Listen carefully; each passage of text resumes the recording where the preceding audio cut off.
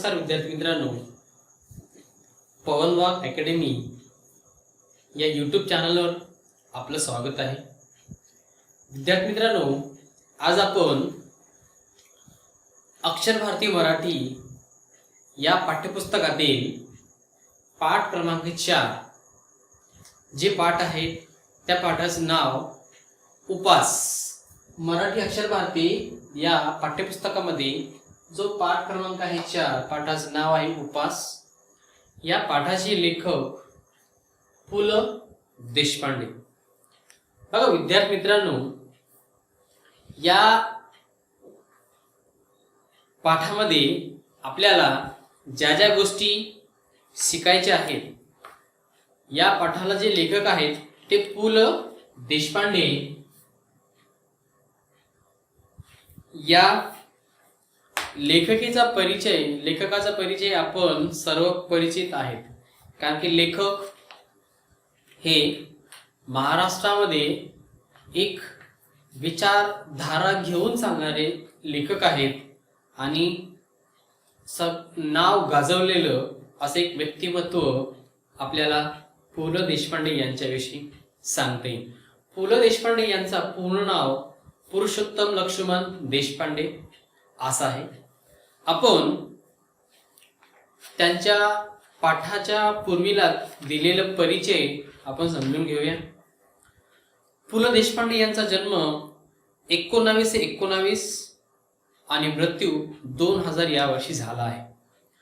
थोर मराठी साहित्यिक, विनोदी लेखक, नाटककार, प्रवास वर्णनकार, चतुरस्त्र कलावंत, सूक्ष्म निरीक्षण, मार्मिक आणि निर्मळ विनोद, तरल कल्पनाशक्ती आणि भाषेचे कल्पक व चमत्कृतीपूर्ण उपयोग करण्याचे कौशल्य व त्यांचे लेखन विशेष।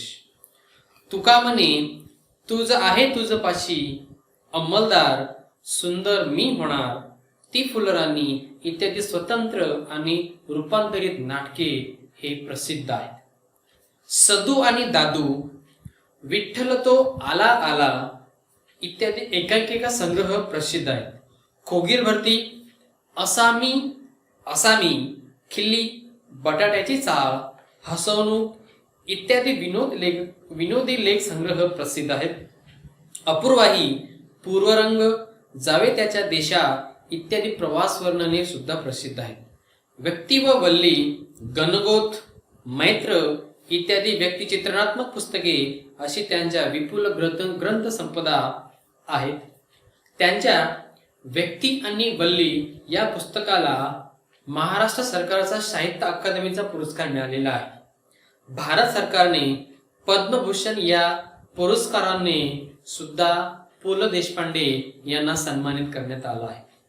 बघा, एवढ्या मोठ्या व्यक्तीला भारत सरकारने पद्मभूषण हा पुरस्कार देण्यात आला आहे आणि जो व्यक्ती आणि वल्ली या पुस्तकाला साहित्य अकादमीचा नंबर 2 चा पुरस्कार पु ल देशपांडे यांना दिलेला आहे। नंबर 1 चा पुरस्कार हा ज्ञानपीठ पुरस्कार असतो। नंबर 1 चा कोणता? ज्ञानपीठ पुरस्कार, आणि नंबर 2 चा जो पुरस्कार आहे तो कोणता? साहित्य अकादमीचा पुरस्कार हा पु ल देशपांडे यांना मिळालेला आहे। मध्यमवर्गीय व्यक्तीचा संकल्प व संकल्पपूर्तीत कसे अंतर पडते आणि संकल्पना करणाऱ्या व्यक्ती कशा हास्यास्पद ठरतात याचे मजेदार चित्रण प्रस्तुत लेखात पु ल देशपांडे यांनी केले आहे। बघा विद्यार्थी मित्रांनो, हा पाठ जे पु ल देशपांडे लिखित बटाट्याची चाळ ही जी पुस्तक आहे या विनोदी लेख संग्रहातून घेतलेला आहे। जर तुम्ही बटाट्याची चाळ जर पुस्तक वाचलात तर इतके विनोदी पुस्तक आहे ते तुम्हाला परत परत वाचायचे वाटेल अशी ती बटाट्याची चाळ ही पुस्तक आहे। आता सदरील पाठ हा बटाट्याची चाळ या विनोदी लेख संग्रहातून घेतलेला आहे। आता या पाठामध्ये आपल्याला शिकायचे काय? बघा, लेखकाचं वाढलेलं वजन आणि तो वाढलेला वजन कमी करण्यासाठी त्यांच्या चाळीतील विविध व्यक्तींनी त्यांना सुचवलेले विविध उपाय, कोणत्या व्यक्तीने कोणते उपाय सुचवलेले आहेत आणि चाळीमध्ये एक मजेदार गोष्ट त्या लेखकाच्या संदर्भामध्ये घडलेली आहे आपल्याला या पाठामध्ये शिकायला मिळेल. तर पाहत राहा, हा शेवटपर्यंत व्हिडिओ पहा, म्हणजे तुम्हाला या पाठाचा मजेदारपणा तुम्हाला काही लक्षात येईल. विद्यार्थी मित्रांनो, आपण पाठाला सुरुवात करूया. माझ्या खाजगी उपोषणाची हकीकत चाळीत जाहीर झाली आणि येता जाता ही माझी नाही ती भानगड आहे. उगीच हात दाखवून अवलक्षण आहे, पेललं नाही तेव्हा खाजगी झालं, पेललं नाही तेव्हा खाजगी झालं, अशी वाक्य माझ्या कानावर येऊ लागली. पण मी कोणत्याही टीकेला भीक घालणार नव्हतो. 181 पौंड रात्रंदिवस ते कार्ड माझ्या डोळ्यासमोर नाचत होते. वजन कमी झाले पाहिजे या विचाराने माझी झोप उडाली. झोप कमी झाली तर वजन उतरते या विचाराने मला त्याचे काही वाईट वाटत नव्हते. मी पूर्वीसारखा गाढ झोपत नाही यावर धर्मपत्नीचा मात्र अजिबात विश्वास नाही. घोरतर असते रात्रभर अशा सारखी दुरुत्तरे मला ती करत असे. बघा, पाठाच्या सुरुवातीला जे मजेशीर विनोद आपल्याला या समोर दिलेला आहे. माझ्या खाजगी उपोषणाची हकीकत चाळीत जाहीर झाली. बघा, उपोषणाची म्हणजे उपोषण हा जो शब्द आहे, उपोषण म्हणजे काय? उपवास. उपोषण म्हणजे उपवास. आणि जी उपवासाची गोष्ट आहे ती सार्वजनिक झाली, म्हणजे सगळ्या चाळीमध्ये माहीत झालं की माझी काय आले, आता उपवास मला या ठिकाणी पकडायचा आहे, अशी ती गोष्ट काय झाली, सार्वजनिक झाली. माझ्या खाजगी उपोषणाची हकीकत जाहीर झाली म्हणजे सार्वजनिक झाली आणि येता जाता माझी नाही ती भानगड झाली. आता येता जाता काय झालं, प्रत्येक लोक मला चाळीमध्ये विचारायचे की काय उपवास का पकडलं, उगीच हात दाखवून अवलक्षण. आता हात दाखवून अवलक्षण हा विद्यार्थ्यांना लक्षात घ्या, हा तुम्हाला वाक्यप्रचार येऊ शकतो. हात दाखवून अवलक्षण म्हणजे याचं होतं आपणहून संकट ओढून घेणे.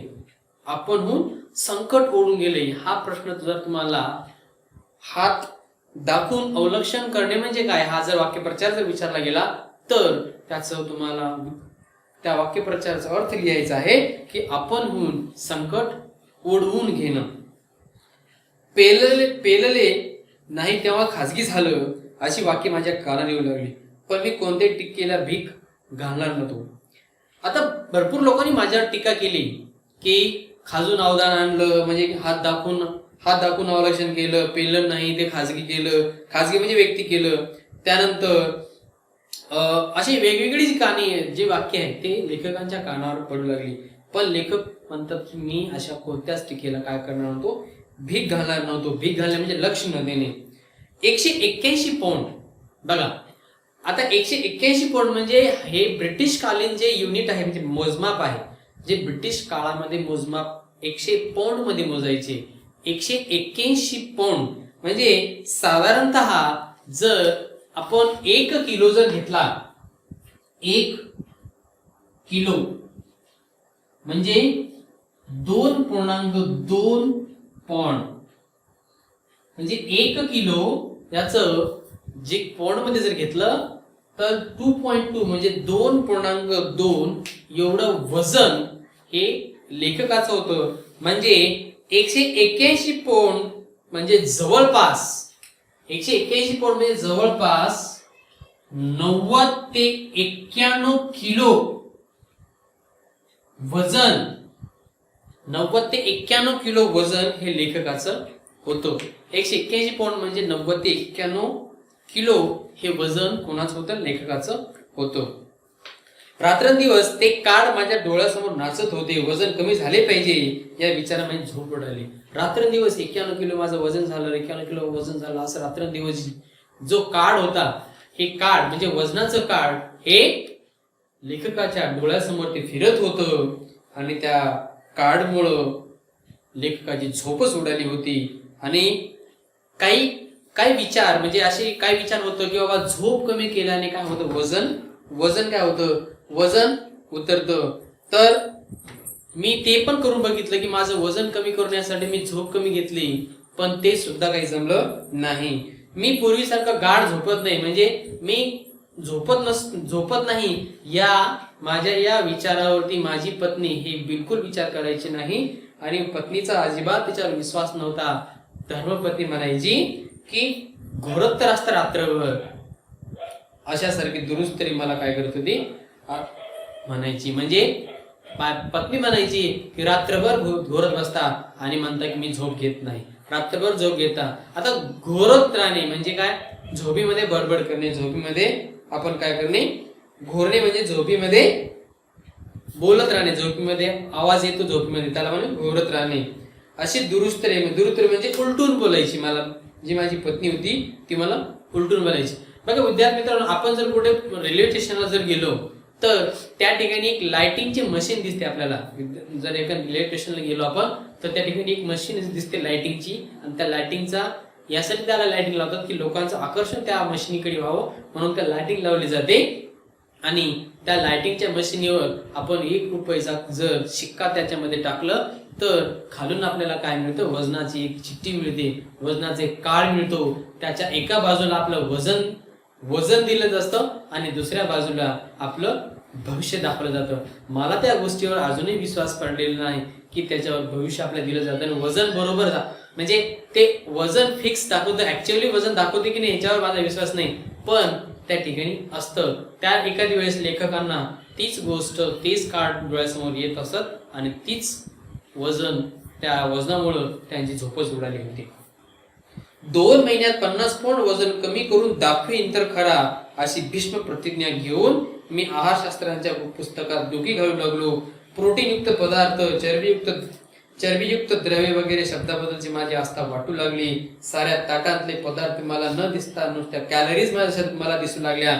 आणि आनंदाची गोष्ट अशी की वजन उतरवण्याच्या शास्त्रात पारंगत झालेले तज्ञ मला रोज डझनवारीने भेटू लागले. इतकेच काय, परंतु आमच्या चाळीतल्या लोकांनी माझ्या उपासाची अवहेलना केली.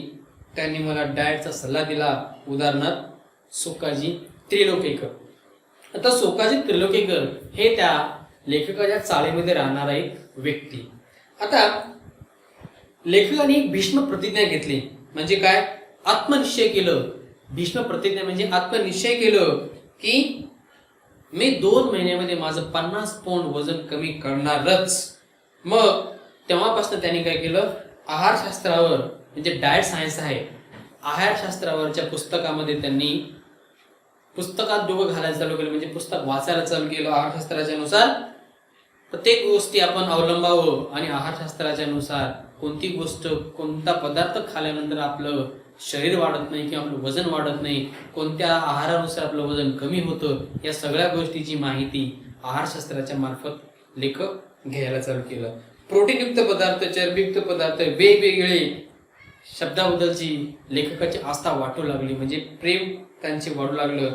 मग प्रोटीनयुक्त पदार्थ कोणतं असतं, चरबीयुक्त पदार्थ कोणतं असतं, याविषयीची आस्था वाढू लागली. साऱ्या ताटातले पदार्थ मला न दिसता नुसता कॅलरी दिसू लागल्या. अशा आनंदाची गोष्ट दिसू लागल्या.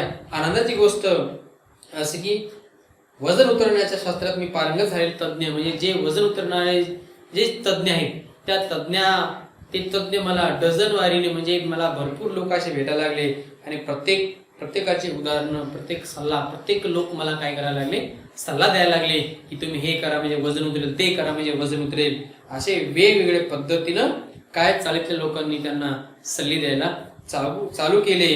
आणि त्यात एक सोकाजी त्रिलोकेकर त्यांनी काय केलं, सल्ला दिला. कोणता सल्ला दिला बघा, तुला सांगतो मी पंत, डाएट कर, बटाटा सोड, बटाट्याचं नाव करू नकोस.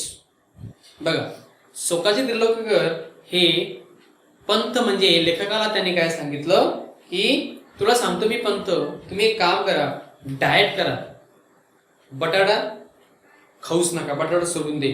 मग तेव्हा लेखक म्हणतात बटाट्याचं नावच काढून ते बटाटा खाऊच नकोस असं पंत म्हणतात.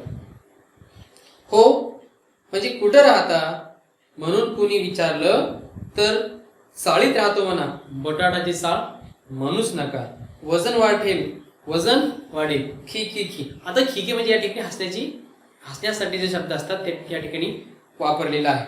म्हणजे जेव्हा जे सोकाजी त्रिलोकेकर म्हणतात लेखकाला की जर कोणी विचारलं तू कुठे राहतो, म्हणजे तुम्ही कुठे राहता, मग तुम्ही त्या लोकांना उत्तर द्या की मी चाळीत राहतो. बटाट्याची चाळ म्हणूच नका, बटाट्याच्या चाळीत राहतो असं म्हणूच नका. काय सांगायचं, फक्त चाळीत राहतो असं त्या लोकांना सांगा. जनोबा रेगे या इसमाला काय म्हणावे मला कळत नाही, नेहमी तिरकी तिरकी बोलायची. म्हणजे काय बघा, जे जनोबा रेगे इसम होते म्हणजे हा दुसरा व्यक्ती जनोबा रेगे या इसमाला काय म्हणावं म्हणजे त्यांनी तर वेगळा सल्ला दिला. त्यांनी काय सल्ला दिला बघा, पण सोकाजीने त्याला परस्पर झाकून टाकले. त्यांनी जो सल्ला दिला होता लेखकाला त्या सल्ला ऐकून तो सोकाजीने काय केलं, त्याला परस्पर झाकून टाकलं. म्हणजे त्याला काय म्हणावं, त्याला त्या व्यक्तीला त्याच्या पद्धतीने त्यांनी बोलून टाकले. पण सोकाजीने त्याला परस्पर झाकून टाकलं, म्हणजे झाकून टाकलं. हे इडियट, सगळ्याच गोष्टी जोक मारतोस नेहमी. मी सांगतो तुला पंत, तू बटाटा सोड. मी काय काय सोडले माझे वजन घटेल, मी काय काय सोडले असता माझे वजन घटेल, याची यादी बटाट्यापासून सुरू झाली. बघा, जेव्हा सोकाजी त्रिलोकेकर पंताला सांगतात की तू बटाटा सोड, तू काय करू नको, तू एक काम कर, बटाटा सोड. बटाटा सोडलं की तुझं काय होईल, वजन आपोआप कमी होईल. बटाट्याचं ठीक आहे, पण पंत आधी भात सोडा. एक सल्ला, भातानं थोडंच लट्ट व्हायला होतं. आमच्या कोकणात सगळे भात करतात, कुठं आहेत लट्ट, तुम्ही डाळ सोडा. काशीनाथ नाडकर्णी बघा, यामध्ये विविध लोक वेगवेगळे सल्ले देतात. कोणी म्हणतं बटाटा सोडा, कोणी म्हणतं भात सोडा, कोणी म्हणतं डाळे सोडा. पण त्यामध्ये एक इसम काय म्हणतो की बाबा भातानं थोडा कोणी मोठं होतं का, भातानं लठ्ठ होतं का. जर भातानं लठ्ठ झाले असते तर कोकणातील सगळे लोक भातच खातात, मग ते लठ्ठ का होत नाही, हा एक प्रश्न आहे. म्हणून भाताने काय होत नाही, वजन वाढत नाही. तुम्ही एक काम करा, तुम्ही डाळी खाणं सोडून द्या, असं काशीनाथ नाडकरी म्हणतात. मुख्य म्हणजे साखर सोडा. मी सांगू का, मीठ सोडा, लोणी तूप सोडा. एका आठवड्यात 10 पौंड वजन घटलं नाही तर नाव बदलीन. आमच्या हेड क्लार्कच्या वाईफचं वजन घटलं. बघा, कोणी म्हणतं साखर सोडा, कोणी म्हणतं मीठ सोडा, कोणी म्हणतं लोणी सोडा, तूप सोडा. कोणी म्हणतं लोणी तूप सोडलं तर काय होईल, एका आठवड्यामध्ये 10 पौंड वजन घटेल. जर 10 पौंड वजन घटलं नाही तर मी माझं नाव बदलून टाकेन, असा इसम म्हणतात. म्हणजे ते म्हणतात की आमच्या हेड क्लार्कच्या वाईफचं घटलं म्हणून तुम्हाला सांगतो की तुम्ही काय करा, लोणी आणि तूप सोडून टाका. तेल आणि तळलेले पदार्थ आधी सोडा. बाबू काका, यात बाबू काका काय म्हणाले बघा, तेल आणि तळलेले पदार्थ तुम्ही आधी सोडा. त्यानंतर परत दुसरा व्यक्ती म्हणतो दिवसा झोपणं सोडा. खरं म्हणजे पत्ते सोडायला सांगा, बसून बसून वजन वाढतं. मी या सर्व जणांचे एकूण मनाचे ठरवले होते. पहिला उपाय म्हणून मी आहार परिवर्तन सुरू केलं. बघा, यामध्ये प्रत्येक व्यक्ती काही ना काही सोडवण्यासाठी, वजन कमी करण्यासाठी वेगवेगळे सल्ले देत आहेत. कोणी म्हणतं साखर सोडा, कोणी म्हणतं मीठ सोडा, कोणी म्हणतं डाळी सोडा, कोणी म्हणतं बटाटा सोडा, कोणी म्हणतं दिवसा झोपणं सोडा, कोणी म्हणतं तळलेले पदार्थ खाऊ नका, कोणी म्हणतं की तेल खाऊ नका. हे वेगवेगळे पदार्थ. आणि कोणी शेवटी म्हणतं की बाबा बसून बसून वजन वाढतं म्हणून पत्ते खेळणं सोडा. असे वेगवेगळे सल्ले हे पंताला चाळीतल्या त्या लोकांनी द्यायला सुरुवात केली. मग लेखकाने काय केलं, या सर्व लोकांचं ऐकून घेतलं आणि स्वतः मनाला निश्चय केला की आता मला काय करायचं आहे, माझ्या आहारामध्ये परिवर्तन करायचं आहे. आहारामध्ये परिवर्तन म्हणजे खाण्यापिण्याची जी क्रिया आहे ती बदलायची आहे. साखरेत सर्वात अधिक कॅलरीज असतात, म्हणून प्रथम बिनसाखरेचा चहा सुरू केला. पहिल्या दिवशी विशेष फरक वाटला नाही. घरात साखरबंदी जाहीर केली. कुटुंबाला सारी दिवाळी तिखट मिठावरच उरकायची सक्त ताकीद दिली. मुलांसाठी म्हणून थोडं गोडधोडाचं करायचं ते कर, एवढी सवलत ठेवली. पहिल्या दिवशीच मला फरक जाणवायला लागला. भात अजिबात वर्ज्य करणे अवघड होते, म्हणून फक्त पहिला भात आणि ताक भात ठेवून मधला भात वर्ज्य केला. नुसती उकडलेली पालेभाजी खाणे कसे जमणार हा विचार किती पोकळ होता याचा अनुभव मी खाल्ल्यावर आला. आणि नेहमीच्या भाजीत ही निरळे काय करते याचा अजूनही अंदाज आला नाही. बघा, साखरेमध्ये सर्वात जास्त कॅलरीज असते, म्हणून लेखकांनी काय केलं, सुरुवातीला साखर सोडायचा निषेध केला आणि त्याने काय केलं, बिन साखरेचा चहा प्यायचा त्याने निषेध केला. म्हणजे शुगर फ्री टी, बिन साखरेचा चहा पियायचा सल्ला त्यांनी सुरुवातीला चालू केलं. आणि पहिल्या दिवशी लेखकाला जेवढा पाहिजे तेवढं फरक काही वाटलेला नाही. म्हणजे साखर जशी गोड होती, साखरेचा चहा जसा गोड होता, तसा सुद्धा दुसऱ्या दिवशी तेवढाच काय दिसलं, गोड दिसला. लेखकाने मग काय केलं, घरामध्ये साखरबंदी जाहीर केली. म्हणजे घरामध्ये साखर कोणी वापरायची नाही. दिवाळी सारखी काय करायचं, तिखट मिठावरच उरकायचं. म्हणजे याच्यामध्ये वेगळं काहीच करायचं नाही. उरकायचं म्हणजे कडकोटपणे पालन करायचं, सूचना करायची. आणि मुलांसाठी म्हणजे काय करायचं, दिवाळीमध्ये थोडंसं गोडधोडाचं करायचं, बाकी कोणीही साखर खायचं नाही. मुलांसाठी थोडंसं गोडधोड करायचं आणि काय करायचं, बाकी कोणासाठी गोड करायचं नाही. एवढी फक्त सवलत लेखकाने पहिल्या आपल्या घरामध्ये दिली. मग पहिल्या दिवशी लेखकाला थोडा फरक जाणवला, पण पहिल्या दिवशी भात खाणं अवघड, भाताला वर्ज करणं म्हणजे त्याग करणं, भात अजिबात वर्ज करणे अवघड होते. म्हणजे भात सोडणं खूप, भाताचं त्याग करणं हे खूप अवघड होतं. म्हणून लेखकाने काय केलं, पहिला भात आणि ताकभात ठेवून बाकी भात काय केला आणि वर्ज केला. म्हणजे पूर्वीच्या काळी तीनदा भात खायचे, सकाळ, दुपार आणि संध्याकाळ. त्यांनी काय केलं, जो मधला भात होता, पहिला भात त्यांनी खाल्ला, त्या पहिला भात त्यांनी वर्ज केला आणि ताकभात सुद्धा काय केलं, ताकभात आणि पहिला भात ठेवून त्यांनी मधला भात काय केलं, वर्ज केलं. सकाळचं संध्याकाळचं भात चालू केलं आणि दुपारचं भात त्यांनी काय केलं, त्याचा त्याग केला, खाल्ला नाही. त्याच्यानंतर नुसती उकडलेली पालेभाजी खायला त्यांना काही जमत नव्हतं. म्हणजे नुसती उकडलेली पालेभाजी खाणं हे जमणार नाही, हा विचार त्यांच्या डोक्यामध्ये फिरत होता. आणि याचा अनुभव आल्यावर भाजीमध्ये वेगवेगळे कोणते भाजी खायची हे सुद्धा लेखकांच्या समोर यायला लागलं. पहिला दिवस सुरळीत गेला आणि दुसऱ्या दिवशी वृत्तभंगाचा प्रसंग आला. पहिल्या दिवशी निम्म्याहून अधिक कचेरीला माझा वजन घटण्याच्या व्रताची वार्ता गेली होती. मग पहिला दिवस माझा काय गेला, एकदम व्यवस्थित गेला. दुसऱ्या दिवशी मध्ये काय झालं की माझी जी व्रतभंग होतं, म्हणजे माझा जो व्रत मोडला, त्याचं व्रत मोडण्याचा प्रसंग आला. असा काही प्रसंग आला लेखकासमोर की त्यांनी जे ठरवलं होतं ते त्यांच्यानं ते झालं नाही. पहिल्या दिवशी जशी झाली तशी झाली. दुसऱ्या दिवशी काय केलं, जे त्यांनी ठरवलं होतं किंवा मी आता व्रत करणार आहे, मी माझं आहार कमी करणार आहे, ती बातमी त्यांच्या कचेरीमध्ये म्हणजे त्यांच्या ऑफिसमध्ये गेली आणि त्या ठिकाणी वजन घटण्याची माझी बातमी जी आहे ती अख्ख्या ऑफिसला कळाली. परंतु दुसऱ्या दिवशी काय झालं की ऑफिसमध्ये जे अण्णा नाडगौडा होते त्यांचं प्रमोशन मिळाल्याची बातमी सगळ्या ऑफिसमध्ये पोहोचली. आणि त्यांनी काय केलं, सगळ्या ऑफिसमधल्या साऱ्या सेक्शनला त्यांनी पार्टी दिली. जे ऑफिसमध्ये सेक्शन होते, सेक्शन म्हणजे विभाग, सेक्शन म्हणजे काय, विभाग. मग त्या ऑफिसमध्ये जेवढे पण विभाग होते त्या प्रत्येक विभागाच्या व्यक्तीला त्यांनी काय केलं, पार्टी द्यायची ठरवली. कॅन्टीनच्या आचार्याने तर माझ्या डाएटवर सूट घ्यायचा असे ठरवून पदार्थ केले होते. बरे न खावे तर अण्णा नाडगोंडाला वाईट वाटणार, बिचारा 6 वर्षांनी इफिशियन्सी बारच्या जाळ्यातून बाहेर पडला होता. मग जेव्हा अण्णा नाडगोंडाचं प्रमोशन झालं हे सगळ्या कचेरीत कळालं आणि त्यांनी काय केलं, सगळ्या सेक्शनला त्यांनी पार्टी द्यायची ठरवली.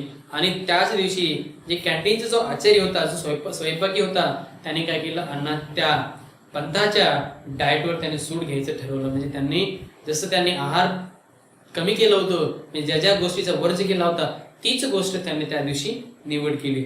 म्हणजे त्यांनी काय केलं, त्या दिवशी त्याच गोष्टीचं म्हणजे जे आपल्याला गोड खायचं नाही, मग त्या दिवशी त्या कॅन्टीनमध्ये स्वयंपाकाने काय केलं, त्यांनी गोडच करवलं. आणि बरं, जर त्या दिवशी जर नाही खाल्लं तर अण्णांना काय वाटेल, वाईट वाटेल. कारण की त्या बिचाराला 6 वर्षानंतर इफिशियन्सी बाहेर मिळाला होता. आता इफिशियन्सी म्हणजे जी कामाची पातळी ठरवलेली रेषा असते, त्यांनी ज्या एखाद्या व्यक्तीने जर पूर्ण केलं, म्हणजे जर तुम्हाला कोटेशन दिलं की तुम्हाला एवढा बिझनेस करायचा आहे, जर तुम्ही तेवढा बिझनेस केला तर तुम्हाला काय होतं, तुमचं प्रमोशन होतं. तसंच काय होतं, त्या ठिकाणी अण्णाचे काय झालं, प्रमोशन झालं होतं. आणि त्यांनी ते 6 वर्षानंतर त्यांना प्रमोशन केल्यानंतर त्यांना तो प्रमोशन मिळाला होता. आचार्याने मिठाई साखर न घालता साखरेत मिठाई घालून आणली होती. घासा घासा गणित सहस्त्रावधी कॅलरीज माझ्या पोटात चालल्या होत्या, त्यामुळे खाल्लेले गोड लागत नव्हते. बटाटे वडे होते म्हणजे आणखीच कॅलरीज. चिवडा असल वनस्पतीतला, त्यामुळे आणखी कॅलरीज. आणि एवढे एवढे हादरून शेवटी भाज्या विना पार्टी कसली. या भिकोबा मुसळ्याच्या टोमण्याने शिकाऊ नाड बोलणारी स्पेशल भज्यांची परत ऑर्डर करून दिली. बघा, जी गोष्ट त्यांनी वर्ज केली होती, ज्यांनी पंतांनी जी गोष्ट खायचा नकार केला होता, तीच गोष्ट त्या पार्टीमध्ये समोर आली. आचार्याने काय केलं होतं, मिठाईमध्ये साखर घातलं होतं की साखरेत मिठाई टाकली हेच काही कळत नव्हतं.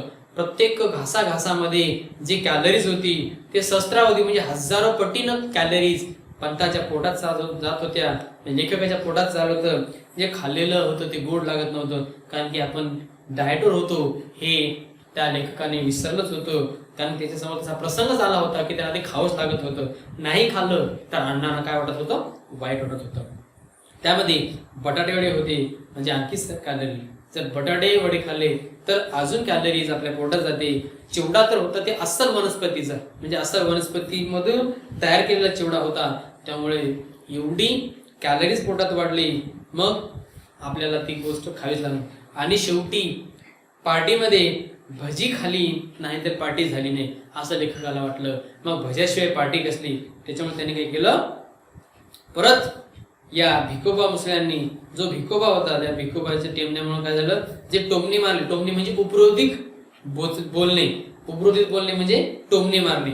आता त्यांनी काय केलं, परत भज्याची ऑर्डर दिली आणि परत भजी खावी लागली. शेवटी मला राहावे ना, भज्यांची 6वी प्लेट उलटल्यावर मी अत्यंत केविलवाण्या स्वरात म्हणालो, सध्या मी डाएटवर असल्याचे सांगितले. सरांनी मला वेड्यात काढले. बघा, एवढं मोठं खाल्लं, बटाटे वडे खाल्ले, भजे खाल्ले, त्याच्यानंतर मिठाई खाल्ली आणि 6 प्लेट खाल्ले. 6 प्लेट खाल्ल्यानंतर लेखक म्हणतात की केविलवाण्या आवाजात म्हणतात की मी आता डाएटवर आहे, त्याच्यामुळे मी आता खाऊ शकत नाही. अत्यंत केविलवाण्या शब्दात म्हणतात की 6वी प्लेट खाल्ल्यानंतर लेखक म्हणतात की बाबा मी कशावर आहे, डाएट आहे, डाएटवर आहे. 6 प्लेट भजी खाऊन जर कोणी म्हणलं की बाबा डाएटवर आहे, मग लोक येडे म्हणणार नाही का.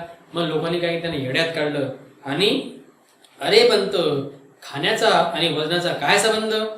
भिकोबा मुसळे म्हणाले, मी बघ 21 गुलाबजाम खाल्ले, एवढंच काय, आपण तर आयुष्यात एक्सरसाइज नाही केला. तुझी कुंभरास आणि कुंभ लग्न आहे, नुसता वायू भक्षण करून राहिलास तरी तू असाच जाड्या राहणार. लठ्ठपणा काय आपल्या हातात आहे. बघा, आता याच्यामध्ये जो भिकोबा आहे, भिकोबा मुसळे यांनी काय म्हणलं की हे पंत, खाण्याचा आणि वजनाचा काय संबंध आहे, खाण्यामुळे कुठं वजन वाढतं का, असं तर भिकोबा कोणाला म्हणतात, पंथाला म्हणतात. पुढं म्हणतात, बघ मी 21 गुलाबजामू खाल्ले, 21, तो तर फक्त 6 प्लेट काय खाल्लास, भजी खाल्लास. मी 21 प्लेट गुलाबजामुन खाल्ले, एवढं काय आहे त्यात, एवढं काय. आपण आयुष्यामध्ये मी कधीच एक्सरसाइज केलेली नाही. तुझी कुंभरास आणि माझी सुद्धा कुंभरास आहे. मग माझं वजन वाढलं नाही, मग तुझं कसं, माझं वजन कमी झालं नाही, तुझं कसं. नुसतं वायुभक्षण म्हणजे जर आपण वारं जरी खाल्लं तर आपण असेच जाडे राहणार, कमी होणार नाही. त्यासाठी डाएट वगैरे तू काही करू नको, खाण्याचा आणि वजनाचा काहीच संबंध नाही, असे जो भिकोबा आहे. आता भिकोबा हे कुंभरास म्हणजे भविष्यवाणीवर विश्वास ठेवणारे व्यक्ती आहेत असं वाटतं आपल्याला. नॉनसेन्स जबदाळे ओरडला, रनिंगर रोज. बघा, त्या ह्याच्यामध्ये जो जबदाळे नावाचा व्यक्ती आहे तो पंथाला ओरडतो आणि सांगतो, नॉनसेन्स, रनिंगर, दररोज रनिंग केलं तर काय होईल, तुझं वजन कमी होईल. रनिंगपेक्षा देखील दोरीवरच्या उड्या मारा.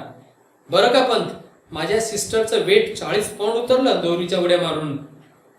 कुमारी कुंबली किंकरी म्हणाली. आता या पार्टीमध्ये त्यांच्या ऑफिसमध्ये जी कमलिनी किंकरी होती ती काय म्हणते की तुम्ही रनिंगपेक्षा काय करा, दोरीवरच्या उड्या मारा.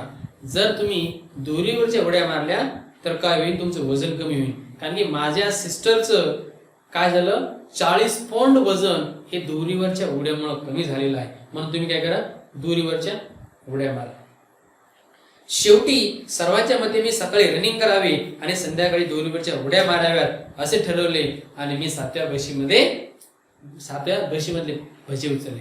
बघा परत अगोदर 6 प्लेट भजे खाली आणि सगळ्यांनी एवढा सल्ला देऊन सुद्धा शेवटी ठरवलं की बाबा सकाळी आपल्याला रनिंग करायचं आणि संध्याकाळी काय करायचं, आपल्याला दोरीवरच्या उड्या मारायच्या, मग आपलं वजन कमी होईल.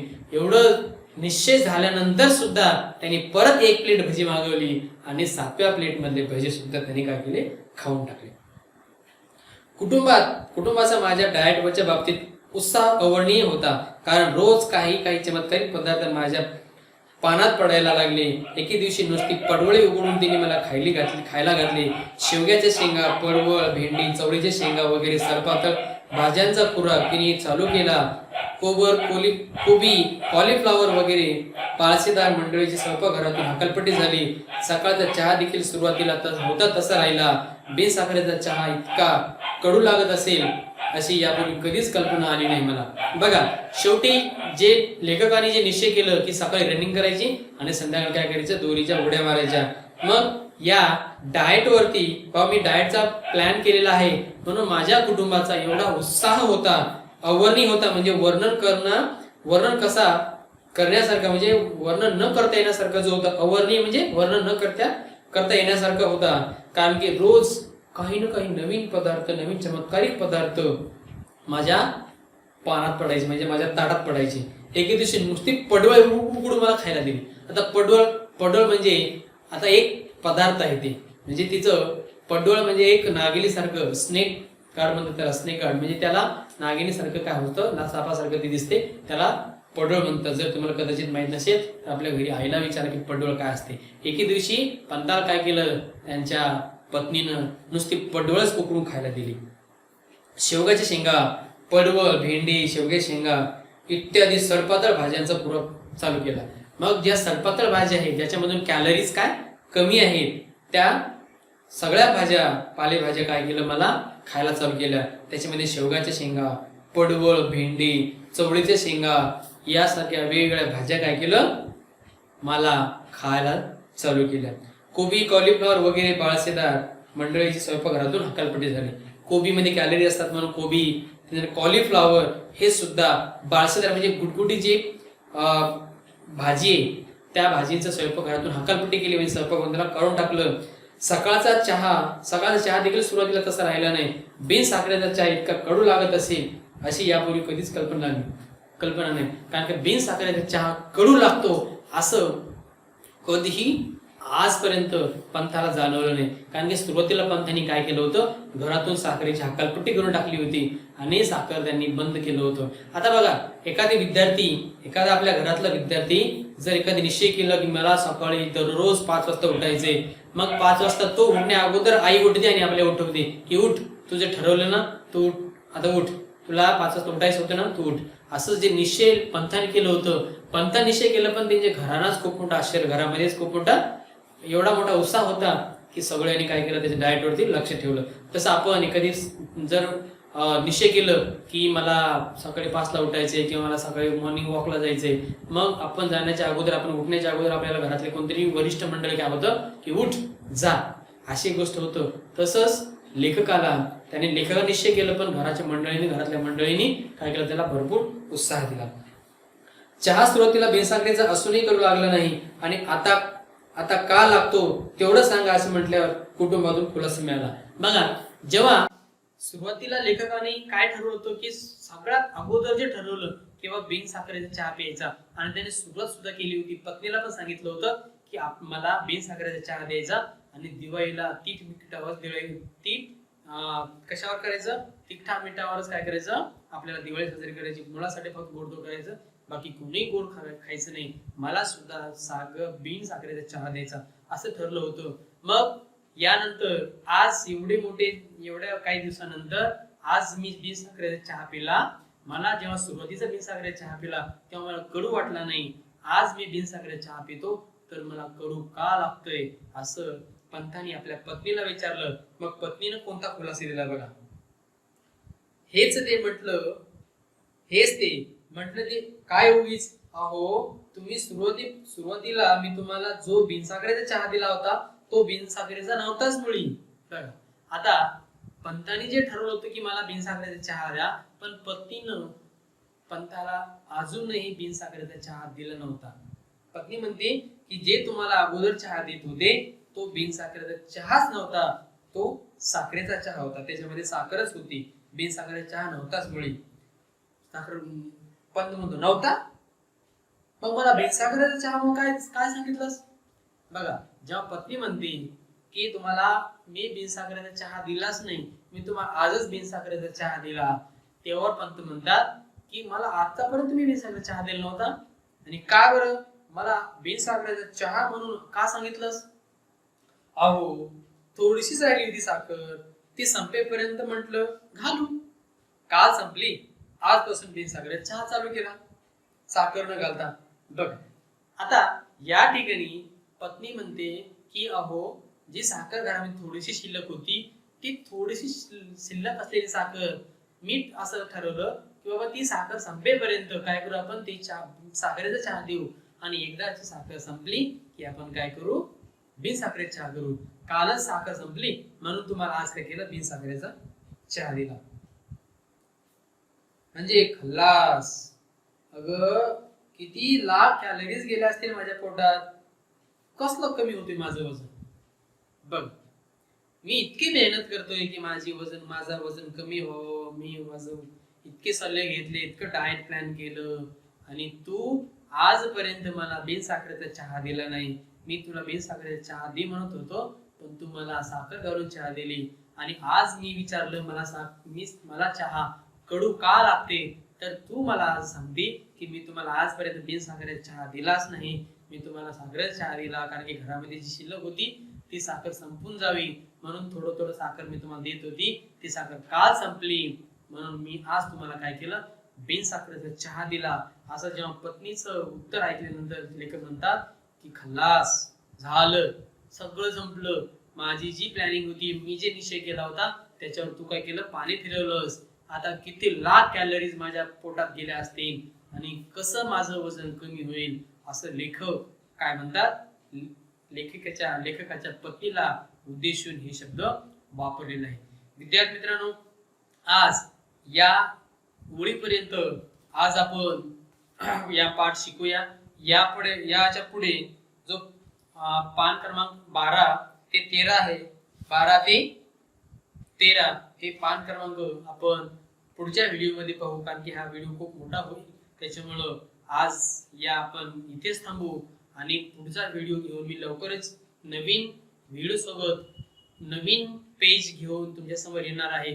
तोपर्यंत तुम्ही आमच्या पवनवाघ अकॅडमी या YouTube चॅनलला पाहत राहा. या व्हिडिओला लाईक करा, आणि PW लाईव्ह आणि पवनवाघ अकॅडमी या दोन्ही YouTube चॅनलला सबस्क्राईब करा, आणि आपल्या मित्रांमध्ये शेअर करायला विसरू नका.